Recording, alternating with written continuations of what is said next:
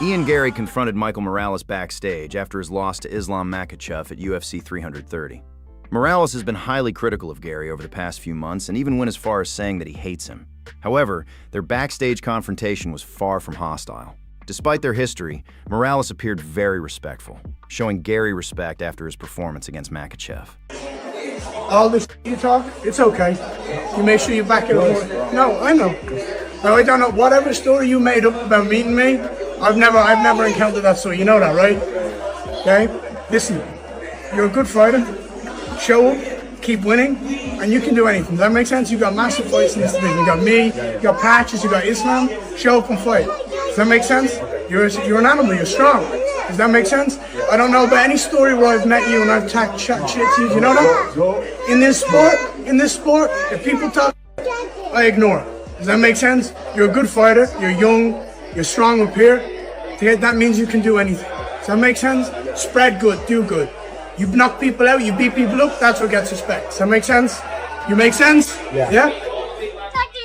It wouldn't be a UFC event without Daniel Cormier and Islam Makhachev going at it. Backstage at UFC 330, DC and Islam were once again going back and forth, with Cormier taking shots at his former teammate and joking that Islam looks fat at welterweight. Two weight class defense the belts. Break all records. What you have now? Brother, today and there you look fat. You look fat at welterweight, brother. Oh, wait, maybe he's not fat. My God. Let's go. Congratulations, dude. Very good fight. I'm still a very small channel, so if you're enjoying this video, please hit that like and subscribe. It really helps me grow. Let's get back to the news. Carlos Prates is not interested in a potential fight with Michael Morales just yet. In a new video shared by Morales' friend, with Morales standing right next to them, Prates was asked about fighting him in December. Prates turned down the idea, saying he expects to fight for the title next, but added that he would be interested in facing Morales afterward, ideally in April 2027. Go! Let's go! Let's go! Up there down. Oh, let's go right now! I'm gonna put in the house! Right now! Right now! Look at this guy! Let's go! Let's go! Let's go! Look at this guy! Up there down, bro. Up there down. Let's go right now! Right now! Up there down. Up there down. December! I'm gonna beat this one, and then we're gonna fight him. December! I'm gonna fight this one in December, and then I'm gonna fight him April 20. What do you think? In 6 months, Carlos and Makhachev. After maybe 4 months, Carlos and Morales. Right? Right? If they give you, he's right. If they don't give you, he's not right. Bro, 10 months. Yeah, good time to cut away because you lose a lot, bro. I know you, bro. I know you, bro. I know you, bro. I'm sad. Makhachev also revealed that he plans to continue gaining weight and getting bigger for his next fight at welterweight. Okay, hard fight. It's make you improve, and I feel improve. You know, I still have to gain some weight, try to be more big, more power. You know, and I have time. You know. What this fight show me and show everybody, it's not like my hardest fight, you know. Doesn't matter how its fight is gonna go, easy or hard. From the first minute to last second, I'm going to war. I'm gonna fight every second. Israel Adesanya has reacted to the recent victory by Islam Makhachev over Ian Machado Garry. This win set a new UFC record for the longest active winning streak in the organization's history. Adesanya shared his perspective on the milestone and the caliber of the performance. Activate back. Oh! Man, we've done it again. Even in a fight where Ian looked great, Islam is still able to look like the best in the world. Demetrious Johnson shared his reaction to the second round of the matchup between Islam Makhachev and Ian Machado Garry. Regarding the moment Islam Makhachev landed a head kick that affected Ian Machado Garry, Demetrious Johnson said, "He just caught him with that head kick." Oh! Oh, shit! Get them up!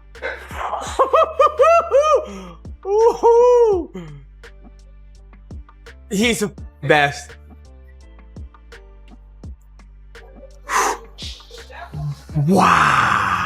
Islam Makhachev has identified his preferred next opponent. He believes Carlos Prates should be his next challenger. I know it's tough to ask. You just got done. You walked out of the cage, but we're going to ask it. Honestly, if you ask me today, Shavkat is not fighting. Prates still fighting, still active, and maybe Prates, because Morales also is good, but Morales fight, I don't know, last time, I don't remember when he fight, you know. If you ask like who's the most deserved guy, I think Carlos Prates.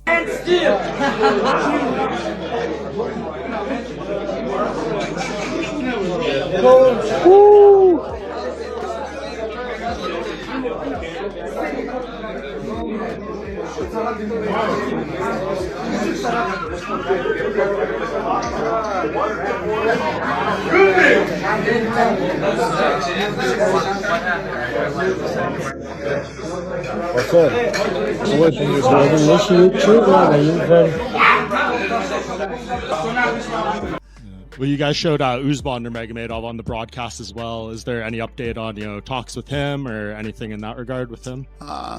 I mean, if we did, we'd... Islam Makhachev stated that a collision with Ian Machado Garry resulted in an injury. Islam Makhachev said, Ian Machado Garry's unintentional headbutt opened up and damaged my nose. I just crashed. I have to hold him a little bit. Yep, then put him. You gotta put, but it's the other hand. It's the other hand. Because you take like this one. You gotta put this one inside.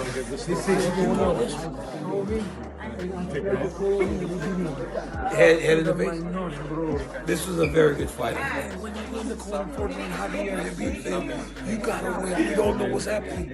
They think it's 2-2. What is it? It was 4-1. These guys think Habib.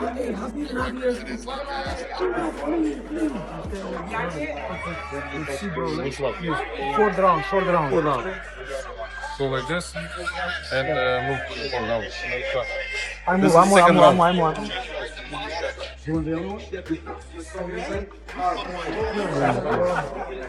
He never head kick somebody like this before this. Are you crazy? He never head kick nobody like this. Are you Who you head kick? Josh Barnett in the head. Many times I kick people in. Kill everybody, brother. You're crazy. I have to go back. Thanks so much. Which one you talk about? Bro, I will want to show you. know which one I like? Fifth round takedown when you take the lock. Look. This one's very good. Look this headbutt. Look from here. This is nice, man. My nose is... But watch, wrong arm though. See, right arm got to be inside, not left. Look now, look. Look this headbutt. Show me. No. Show me low. England.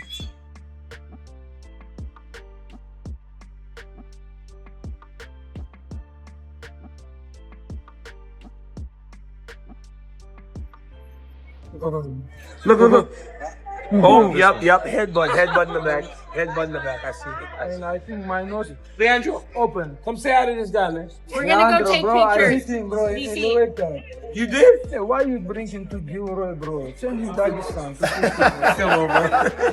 Dana White does not believe the UFC record for a 17-fight win streak, currently held by Islam Makhachev, will ever be broken. White stated, I don't think that will ever be broken, at least in my lifetime. Expand a little bit more on how impressive what Islam did tonight is. I mean, 17 straight wins. Anderson Silva's run ended in 2013, I think, and it's been 13 years for someone to exceed that. Like, how hard is this? Yeah, and it's very hard. And if he keeps going like he says he's going to keep going, I mean, it might never be beaten, at least while I'm alive. So it's very impressive what he did. And again, in my thoughts on how Ian performed tonight, so you can, like I said, you can flip that whole script and then drop it on Islam on how impressively he beat a big, strong, rangy guy who was doing damn good work. Islam did everything he needed to do to beat this guy. And like I said, there's weight classes for a reason. And tonight's matchup was a perfect example. Ian Garry is proud of his UFC 330 performance despite suffering a loss to Islam Makhachev. Garry shared a video on social media shortly after the fight and appeared to be in great spirits despite the defeat. Ian said he was very happy with his performance and vowed to return stronger and eventually become UFC champion. Yo, what's up, everyone? Tonight wasn't my night. I feel great. I did great. Islam was just better to me than me tonight, and that's okay. I want everybody who loves me and supports me and wants to see me do better. I want you to know that I'm going to be back. I'm not disheartened by this. I'm bulletproof in my mind. I'll be back. I'm 28 years of age. I just fought arguably the greatest fighter we've ever seen in this sport. And I pushed him to the fucking wire.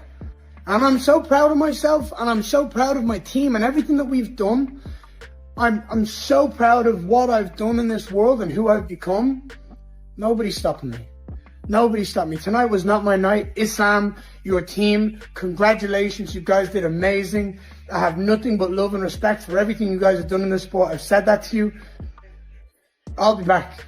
There's plenty of matchups in this sport, plenty of fun matchups that I'm excited for. We'll be back, and we'll be better than ever. I love you all. Speaking at the post-fight press conference, Dana blasted Garry, saying he came very close to pulling off a massive upset at UFC 330, but ultimately lost because he lacked the killer instinct needed to finish Makhachev. I think that, this is my honest opinion on it. I felt like tonight was set up for the upset. I felt like the upset could happen tonight with so much on the line, all the records that Islam has, and he's going to break Anderson Silva's record. There's weight classes for a reason. Ian Garry is a big, rangy, strong guy who has great takedown defense. I mean, if you look at his takedown defense tonight against Islam, it was impressive. I felt like, I think that Ian is a talented guy. If he had even an ounce of killer instinct in that fifth round, he had been beating him to the body. Islam's whole, I think, right side was beat up. His face was beat up. You don't come out and hug and shake hands in the fight. That shit drives me fucking crazy when there's so much at stake, and there's also a lot of mental gamesmanship, whatever you want to call it in this game. You come out in that fifth round with a flying knee or something crazy and you try to finish the fight. I think that this is one of those fights that Ian will go back and watch and say,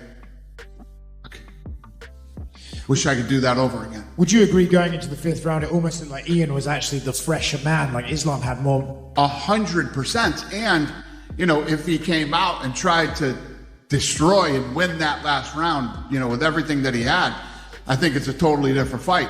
He fought a great fight against Islam, who, everybody in this room and everybody else is saying, well, we might start talking about GOAT.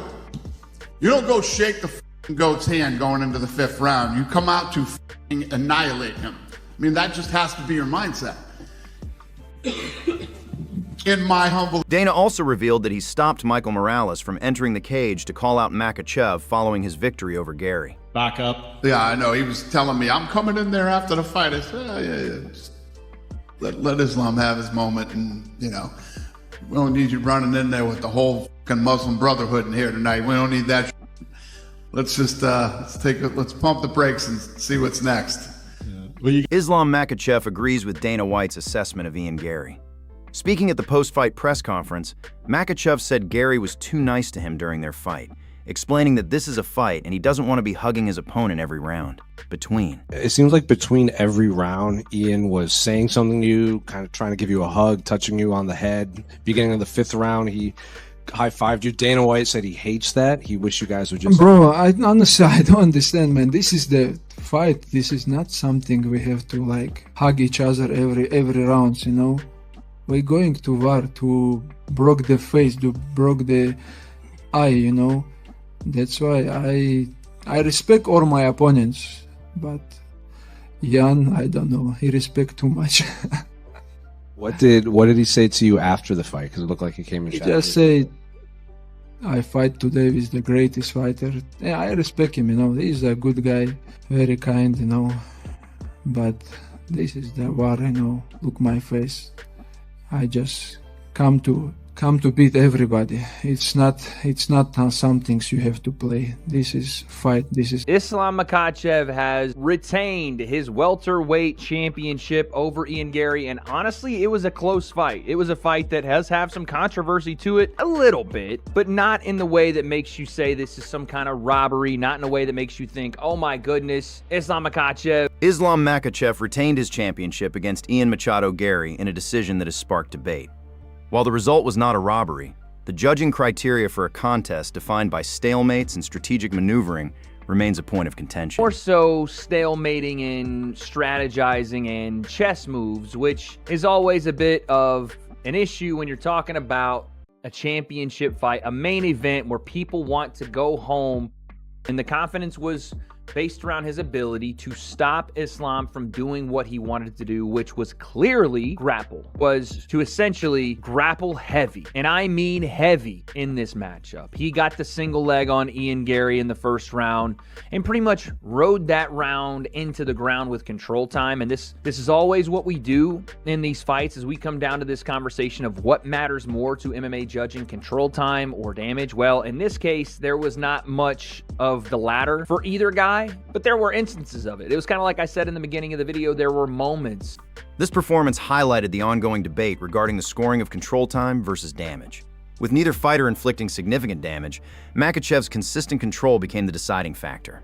While this tactical approach secured the win, critics suggest it lacks excitement. Of spectacular things happening, but for the totality of the fight, that wasn't necessarily the case. The first round goes Islam Makhachev purely based off of his control time. I think it was something like 3.5 minutes, maybe more, where Ian Garry was doing a good job of defending, right? Like, he was doing a good job of not getting put flat on his back and making Islam work for every position, but Islam was holding Ian on the cage, and they were just level changing up and down, up and down. It was, you know, pretty much exactly what you expected early on. What I thought may happen after that was either Ian Garry was going to get Islam throws a right hand that misses, and then a left high kick that slaps across the face of Ian and drops him. And this was the biggest moment of the fight. This right here is legitimately the biggest moment of the fight, because now you also, on top of the fact that Islam won the first round with his grappling, he's going to win the second with his striking based off this huge moment where Ian hits the ground. Now, did he stay down there? Was he hurt badly? No, he popped back up to his feet, and Islam did a great job, and Islam did a great job from there with a nice judo throw. Took him over and controlled him on the ground again for the rest of the round. But this was a key moment because now Ian Garry's down 2 rounds. And having been down 2 rounds, this means he needs to step on the gas pedal. This means he needs to be, you know, forget efficiency. We have to be a bit desperate now.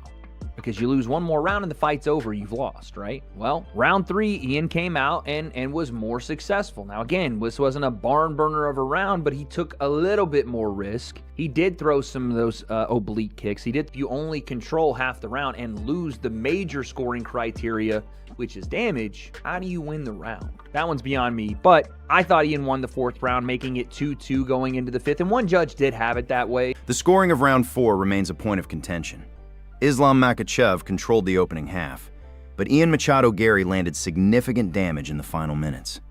2 of the 3 judges awarded the round to Islam Makhachev, despite the unified rules emphasizing damage over control. This decision has raised concerns regarding the consistency of judging criteria and the overall integrity of official scorecards. This was the key round, and this is where I think Ian Garry will kick himself, because you knew what was coming if you were Ian Garry. You knew that Islam was going to dive at the legs. You knew he wasn't going to engage in the striking. You knew you were going to have to fight like hell to keep yourself on your feet and then do your damage, and it meant you're going to have to take some risks. Because Dana White said this in the post-fight presser, and I agree with him. Listen, I'm not a fighter. I never claimed to be a fighter. So I can't sit here and understand what it means to go into that 5th round and have the respect for each other developed from the first 4 rounds, and just the fact that it's this moment and strikes over 5 rounds is brutal. Ian is not much better at 29. I mean, some of these are god-awful. Look at this, 3-0 in the first round, 11-6, 5-9, 7-3, 7-0, and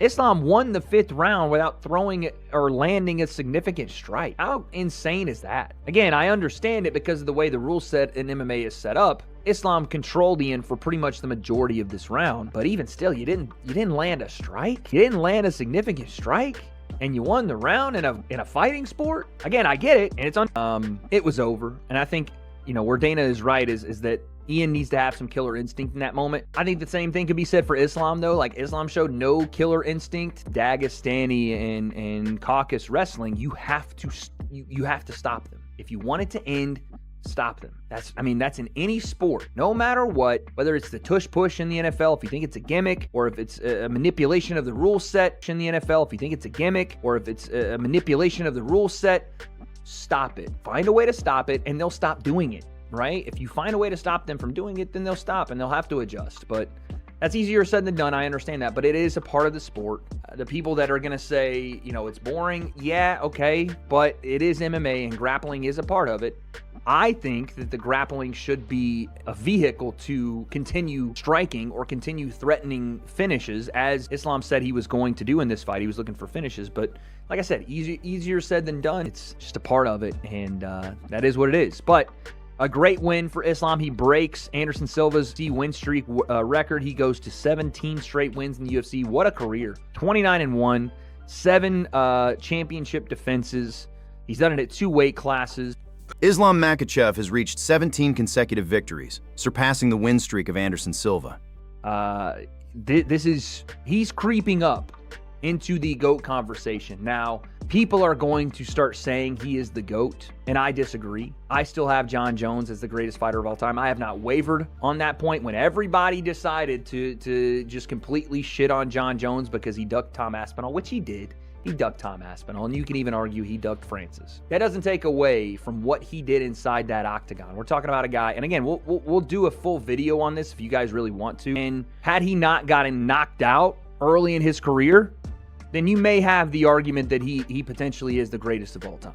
Without that knockout loss, you might have that argument. But that's what happened, right? That is what happened. Now, for John Jones, on the other hand, he's 28-1, 11 title defenses, over 2 weight classes. He has beaten 7 different champions of those defenses. And for Islam, this is not a knock on him necessarily. It's just the truth.